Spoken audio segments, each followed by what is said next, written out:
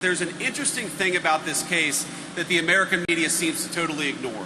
For 4 years, under Joe Biden's Department of Justice, the media didn't give a damn about the Epstein files or about the Epstein case. For literally 20 years, you had Obama and George W. Bush's Department of Justice go easy on this guy. They didn't fully investigate the case. They didn't show any curiosity about the case. And now Donald J. Trump is asking his Department of Justice to show full transparency. And somehow that's a criticism of Donald J. Trump and not Barack Obama and George W. Bush. That's JD Vance torching the media and Democrat elites for suddenly pretending to care about Epstein after decades of silence. Welcome to Nerk News, I'm Nerkish, and it looks like the Epstein files just nuked the Democrat narrative, and JD Vance is the one pressing the launch button. I mean, this is the same crowd that called Epstein a non-story back when Obama was in office. Here's JD Vance laying out who really sat on this case for 2 decades. We're wondering what you think are the reasons the U.S. government should shield the client list of Epstein from the public, and what you have to say about any relevance to that here today. Well, let me say just a couple of things. First of all, the president has been very clear. We're not shielding anything. The president has directed the Attorney General to release all credible information and, frankly, to go and find additional credible information related to the Jeffrey Epstein case. He's been incredibly transparent about that stuff, but some of that stuff takes time. You've got to assemble that stuff. You've got to compile that stuff. You've got to redact some victims' names so that you protect the victims. But the president has been very clear. He wants full transparency. He's asked that from the Attorney General, and I know, because I talk to her all the time, the Attorney General is hard at work on that issue right now. But I think I got to make an observation. If you want to criticize the people who aren't showing full transparency, you ought to go after the administrations that went easy on Jeffrey Epstein, the administrations that concealed this case for 20 years, and the administrations that failed to show full transparency.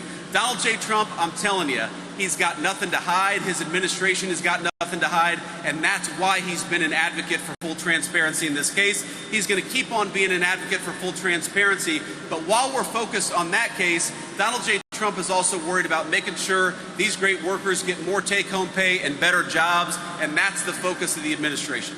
You know, the sudden outrage over Epstein isn't about victims, it's about distraction. Democrats are tanking in the polls and they're desperate to change the subject. I mean, they ignored Epstein for 4 years under Biden. If they actually cared about kids, they would have said something about the hundreds of thousands of children who went missing under Biden's open border chaos. But they didn't because they don't care about immigrants or children, they care about headlines. And the spin isn't working anymore because people are finally seeing through it. I mean, even Harry Enton called them out for being dishonest on Abby Phillips. Here's CNN doing something they rarely do in attempting to hold a Democrat accountable. So first, let me begin in fairness. If the Epstein issue is so important to members of the Democratic Party, why didn't you all push for complete transparency, the release of all documents, when you were in power?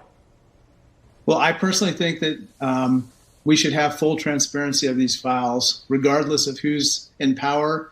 And certainly, once we learn what's in those files, if any further crimes needed to have been punished and weren't, then we need to bring accountability there. You know, Democrats have been spinning so many lies and double standards for so long, they can't even keep track anymore. I mean, they're so desperate to paint Trump as the villain here, they've completely lost the thread. And now it's backfiring, because the deeper you look, the clearer it gets. Trump was never part of Epstein's world the way they make him out to be. Even Michael Wolff, who spent years trying to take Trump down, admitted Epstein believed Trump was the one who reported him to the police, leading to his downfall. Epstein believed that Donald Trump went to the Palm Beach police and said, Jeffrey Epstein has young girls at his house, thereby beginning the legal process which would ultimately bring Jeffrey Epstein down.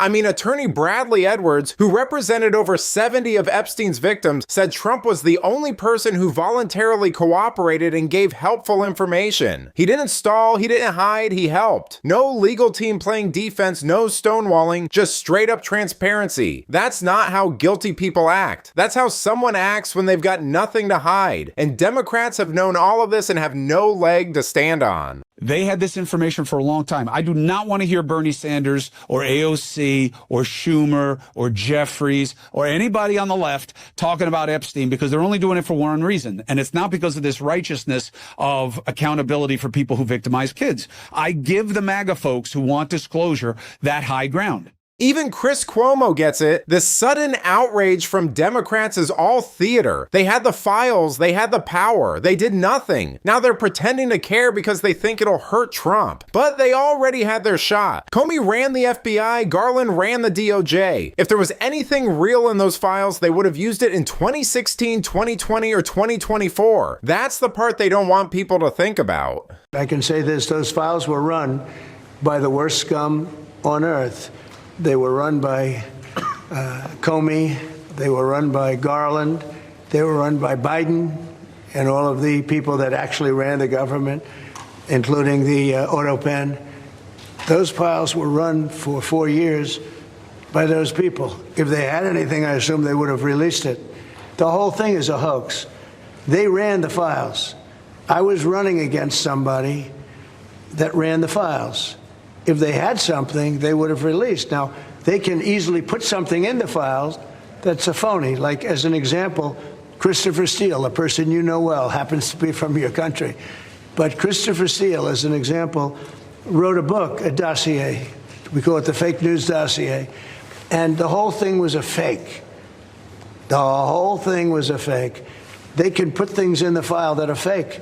Trump is exactly right. And regardless of how you feel about the optics of this, you can be sure that these people don't wait when they think they've got dirt. So something would have definitely been weaponized or leaked a long time ago if it were there. But let me know what you think. Did JD Vance just expose the biggest political cover-up in modern history? Let me know in the comments. And if you enjoyed this video, please give it a like and subscribe to the channel. That stuff really does help us out. Until then, this has been Nerk News. Thanks for watching. Bye.